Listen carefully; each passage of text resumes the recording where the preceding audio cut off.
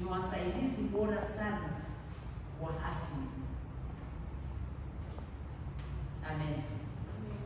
Tunamuona Yusufu asingekuwa na wasaidizi wa hatima wenye chuki ambao ni ndugu zake wenyewe. Yusufu asingefikia hatima ya maisha yake, hatima yake ilikuwa asingefikia. Amen. Lakini kwa vile Mungu aliinua ndugu zake wenyewe wenye chuki, wasaidizi wa hatima, ndio waliomfanyia Yusufu wepesi wa kufikia hukumu wake.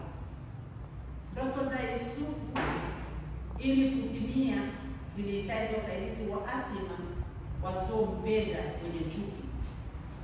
Katika mabaya, Mungu anaweza kuyatumia kama njia ya kufikia hatima yako. Pia Mungu anaweza kutumia chuki kama njia ya kuifikia hatima yako. Amen.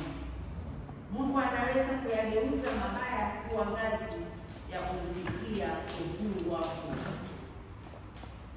Mungu aligeuza yale mabaya ya ndugu zake Yusufu